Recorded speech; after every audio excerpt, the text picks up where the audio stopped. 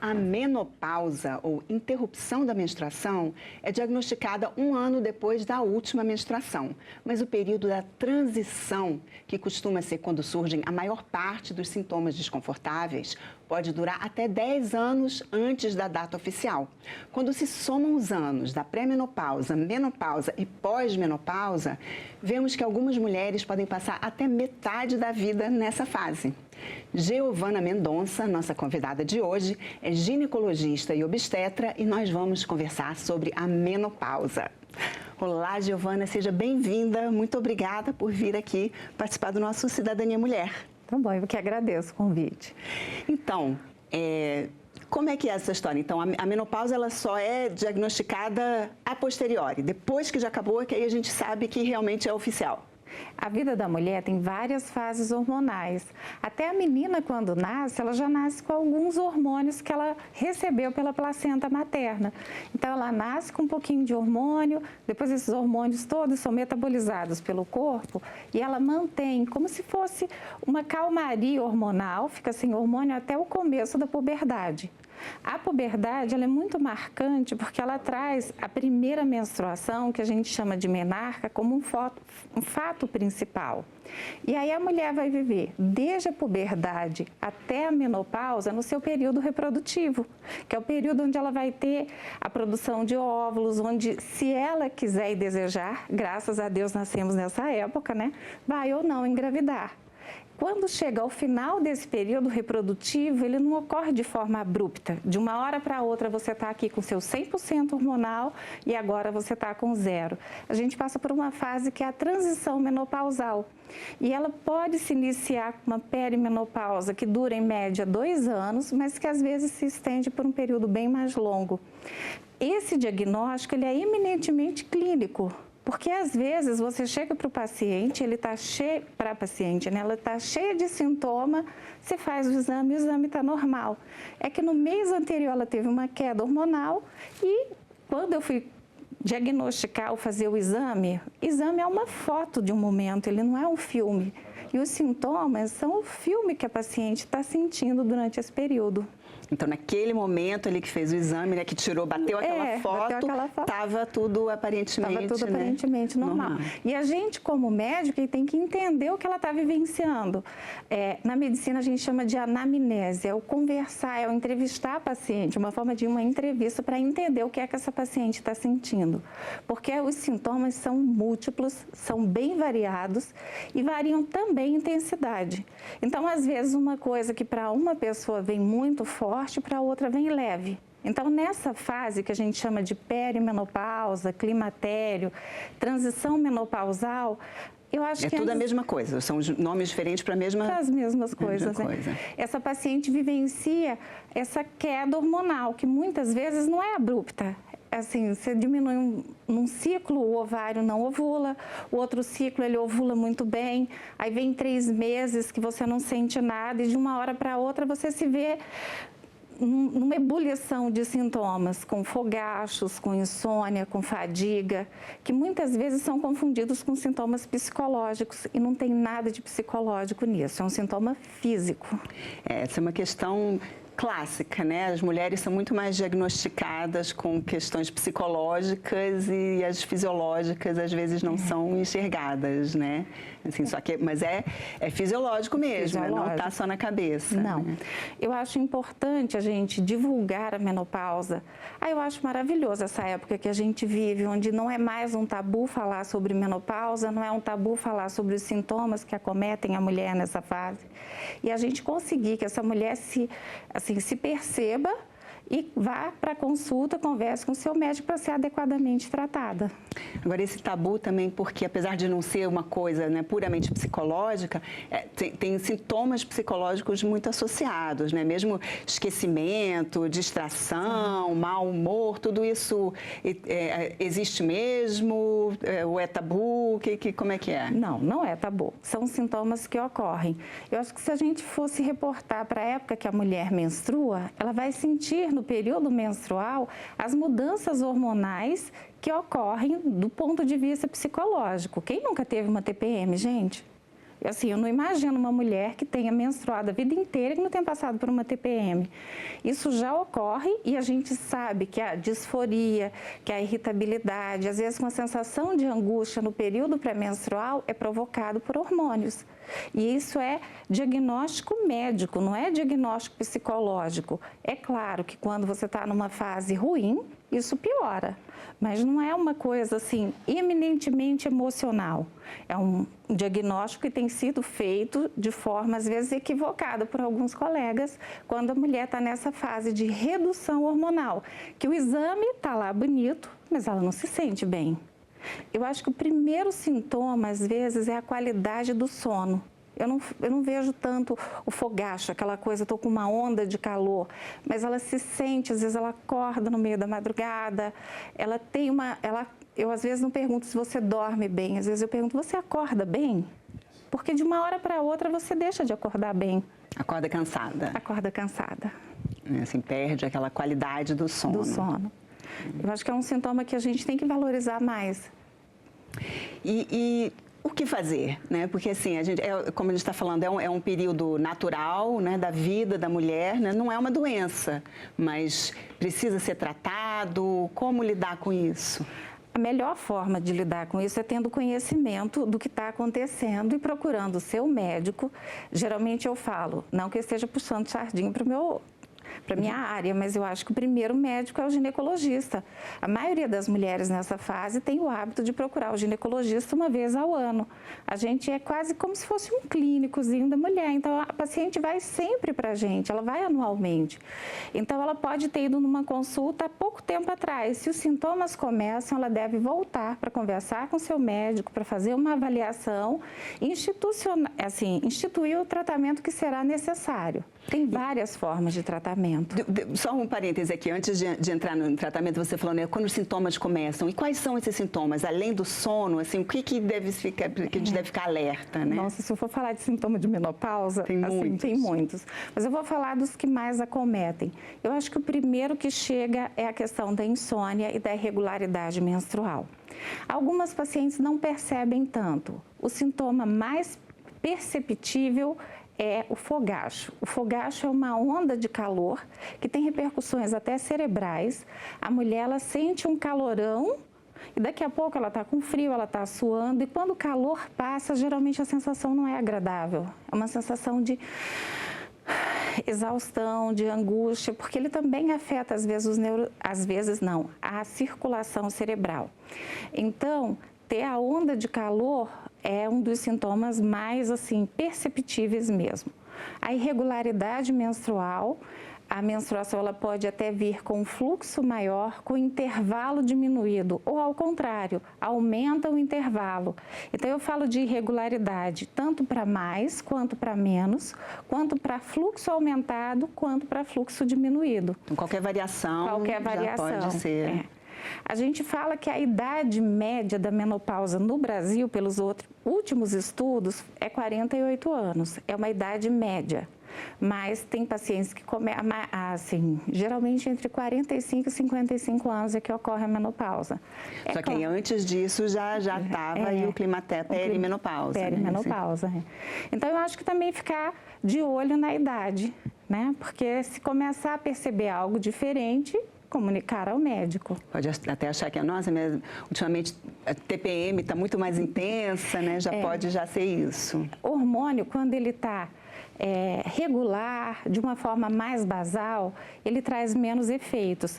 A puberdade, porque está começando e ele faz essas ondas, esses fluxos, ela traz também mais irregularidade do ponto de vista que parece ser psicológico, mas que é físico.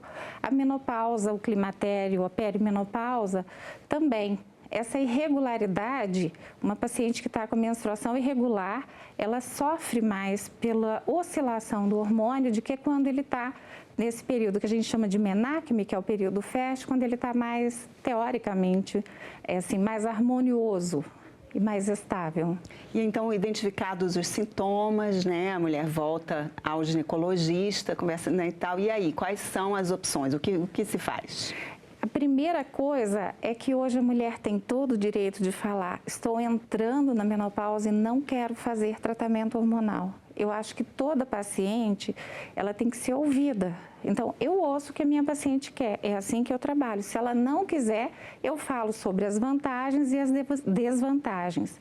Eu sempre também avalio se essa paciente pode, porque eu tenho pacientes que não podem usar hormônio. E uma das maiores contraindicações, e que ficou assim muito clara com estudo, teve um estudo que chama WHI. Ele foi um estudo muito... eu acho equivocado do ponto de vista de interpretação de dados. É um estudo antigo, de 2002, e nesse estudo houve um aumento da incidência de câncer de mama nas mulheres que usavam hormônio.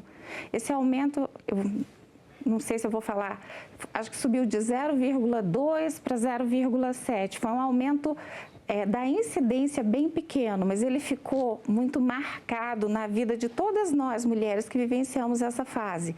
Hormônio dá câncer de mama, cuidado com o hormônio câncer de mama, todo mundo já ouviu falar disso. Esse estudo ele foi interrompido no braço de mulheres que usavam estrogênio e progestágeno. Essa época eu tinha hormônios de uma qualidade totalmente diferente das que a gente usa hoje em dia. Eram estrógenos equinos conjugados com acetato de medroxiprogesterona. Nós não temos mais essa formulação no Brasil. As nossas fórmulas agora são bem melhores. Então, quando a mulher ela é diagnosticada com um quadro de menopausa ou perimenopausa, o médico vai avaliar. Como eu avalio? Primeiro, se ela quer, depois, se ela pode. E que se ela disser, eu quero usar hormônio e ela puder, eu vou expor para ela o que eu tenho. Vamos falar primeiro, então, de quem não quer ou não pode. Aí, quais são as opções, antes de chegar nos hormônios? A gente tem hormônio que a gente chama que o termo médico é isomolecular, que é o bioidêntico. Eu tenho o hormônio da alopatia e eu tenho os fitoterápicos, que tem um bom resultado, que tem estudos que comprovam uma boa eficácia para controlar, por exemplo, a onda de calor. A Cimicifuga racemosa é uma erva, né, um fitoterápico que melhora muito a onda de calor. O extrato de amora, que é bem conhecido, quem nunca ouviu falar de chá de amora é bom para menopausa? Isso é comprovado mesmo, não é só, né, crendice popular. As isoflavonas, que elas têm uma composição molecular semelhante à de hormônio feminino, que são derivados da soja. Nós temos, assim, uma grande variedade de fitoterápicos. Se essa mulher decidir por uma fitoterapia, ela e o médico vão usar a fitoterapia. Para melhorar sintoma também é muito bom, atividade física, aquela coisa que a gente sabe que é bom e que assim, é bom para tudo, mas que para a menopausa tem um grande efeito, que é reduzir o açúcar, reduzir o carboidrato, ganhar massa muscular, fazer um exercício aeróbico para melhora da circulação em geral, tentar fazer a musculação. A musculação é bem indicada para essa fase, porque o ganho de massa muscular ajuda em tudo. Então, essa mulher ela pode vivenciar essa fase usando sintomáticos e tentando melhorar o estilo de vida, se ela não quiser. Essa é uma opção. É aquele estilo de vida clássico, então, que é bom para tudo, né? Comida, né? Gorduras saudáveis, né? Exercício também, geralmente, né? Se recomenda cuidadamente, meditação, respiração. Isso tudo. Que também é bom. E para quem você indicaria o tratamento de hormônio? Principalmente para paciente sintomática. Os sintomas, assim, toda paciente que tem onda de calor é uma paciente que deve ser tratada se não tiver as contraindicações absolutas, que são porfiria, antecedentes de câncer de mama, cardiopatia descompensada. Não que uma cardiopata não possa usar, mas ela precisa compensar essa cardiopatia para depois iniciar a terapia de reposição hormonal. Tabagistas é uma coisa que sempre tem que ser muito individualizado. Eu tenho pacientes que fumam e que usam terapia de reposição hormonal, mas isso é algo assim bem individualizado. O médico e a paciente têm que ter um bom relacionamento para conversarem sobre isso. Mas se a paciente desejar usar, a gente faz o que a gente chama de rastreamento. Se ela tem provavelmente mais de 40 anos, tem que ter uma mamografia, uma ultrassonografia transvaginal, a gente tem que olhar o peso dessa paciente, tentar ver como é que está o IMC para poder agir se a paciente estiver com sobrepeso, verificar a pressão e fazer o exame ginecológico, que é de rotina. E aquele tal medo do câncer de mama, isso também precisa ser investigado? Você tem um risco maior? Como eu falei, a gente sempre começa com a anamnese. Quando a gente fala de câncer de mama, somente 20% dos cânceres de mama são genéticos, né? O resto é câncer que a gente chama espontâneo, ocasional, que aparece. Então, claro que a paciente, quando tem, a mãe teve câncer de mama, a avó teve câncer de mama, a irmã mais velha teve câncer de mama, ela não tem contraindicação absoluta. Eu acho que ela só tem que ter um rastreamento e um acompanhamento mais rigoroso. Mas se a paciente desejar e ela estiver bem, ou caso ela deseje fazer alguma avaliação genética dela mesma, a gente faz, estando negativo, a gente prossegue com a terapia de reposição hormonal. E nessa anamnese, as mulheres que já usavam hormônios, anticoncepcional, tanto oral como DIU hormonal, ou às vezes até algum tratamento, como é que isso interfere? Olha, o DIU hormonal é ótimo, né, para começar a terapia de reposição hormonal, porque ele já age como progestágeno. Dos hormônios que a gente tem, como principais, a gente tem os estrógenos e os progestágenos, que o ideal seria usar estrogênio e progesterona, mas tem o estriol, a estrona e tem as diversas apresentações da progesterona, que é a progesterona sintética. Então, se a paciente já vem usando um anticoncepcional que tem um etinil estradiol ou um valerato de estradiol com um progestágeno, fica mais tranquilo a gente fazer essa transição. Mas, de toda forma, a gente faz essa transição quando não há mais risco de gravidez. Porque essa fase de perimenopausa ou climatério, um mês ela não produz folículo, mas no outro mês ela pode ovular. Então, a gente tem que tomar cuidado para a contracepção ser eficaz. Que tem a história dos filhos da menopausa, bebês da menopausa, né? Que quando a mulher acha que já passou dessa fase, quando vê, pode engravidar, pode engravidar. E agora a gente está tendo muita mulher pós 40 anos, modificando o estilo de vida. Eu acho isso ótimo. Perdendo peso, fazendo uma alimentação mais saudável e com isso uma melhora da fertilidade.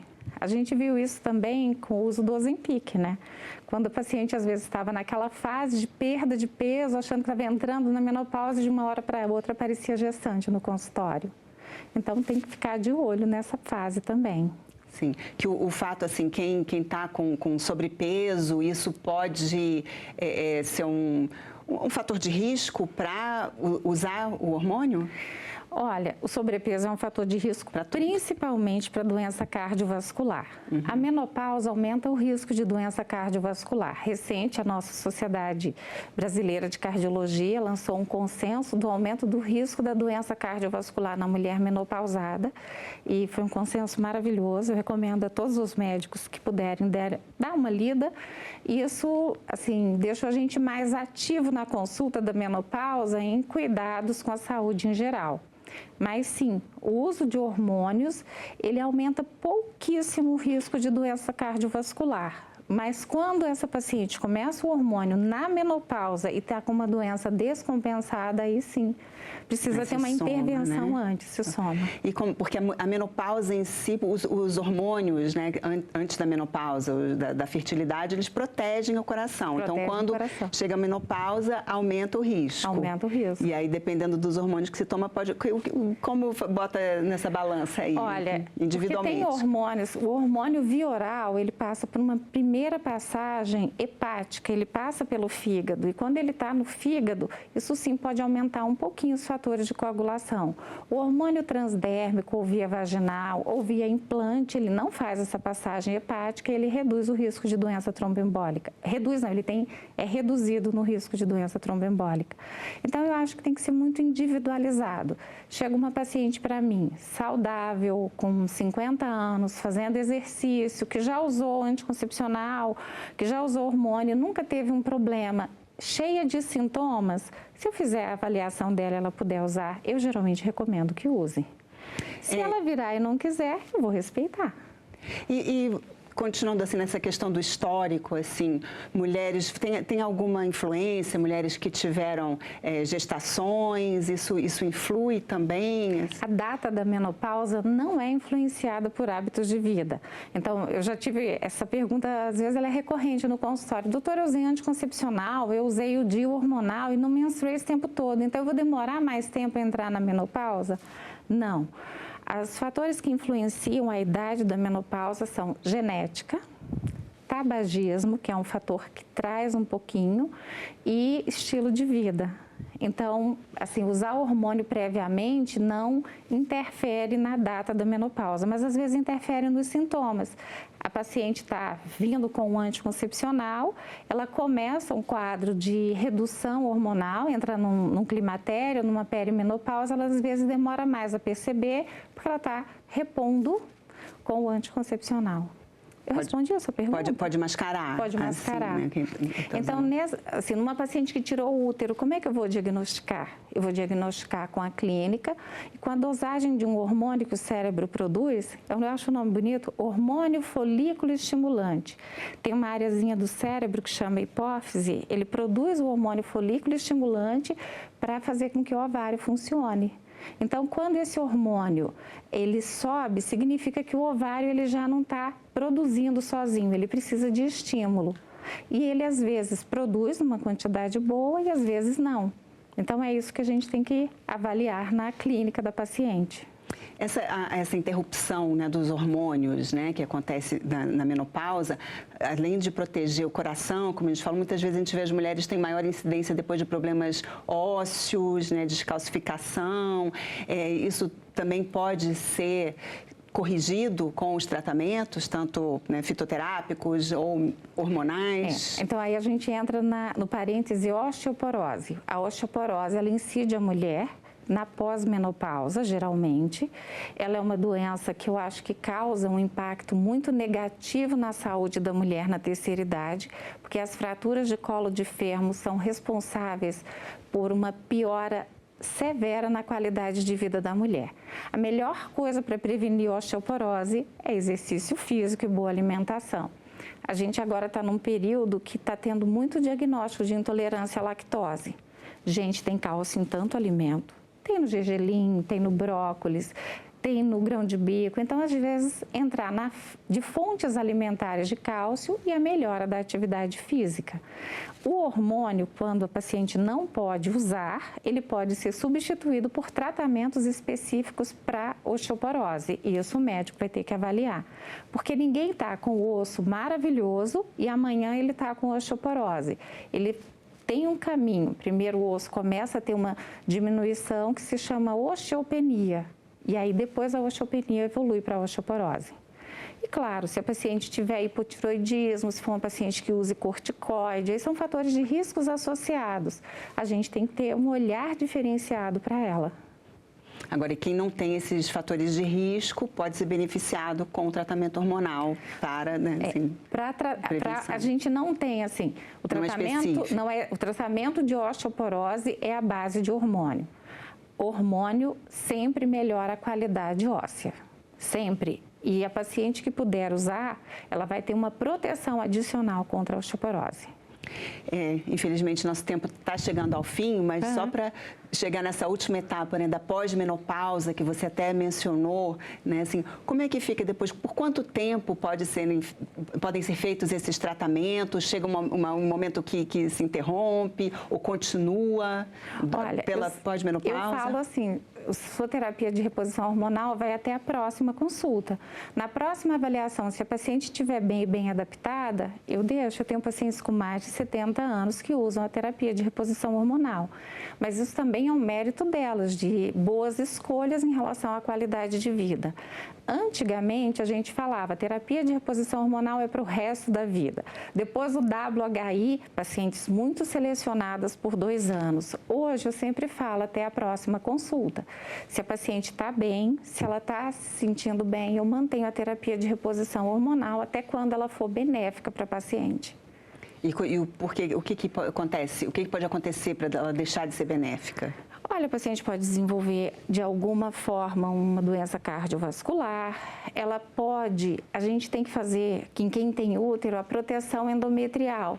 Então, às vezes, uma paciente de 80, 85 anos, e eu tenho jovens de 80 anos no meu consultório. Na realidade, eu tenho pacientes jovens aos 90. Às vezes, eu fico surpresa que elas chegam para consultar, às vezes, sozinhas, independentes, aos 90 anos. Então, a gente está conhecendo uma mulher nova, é aquela mulher que viveu muito tempo na menopausa. Então, eu uso sempre até a próxima consulta e esse período ele está sendo alargado a cada ano. Giovana, muito obrigada pela entrevista, foi um prazer conversar com você e eu agradeço também a você que nos assiste. Essa entrevista já está disponível no site senado.leg.br/TV e também no canal da TV Senado no YouTube. Obrigada pela companhia e continue assistindo a TV Senado.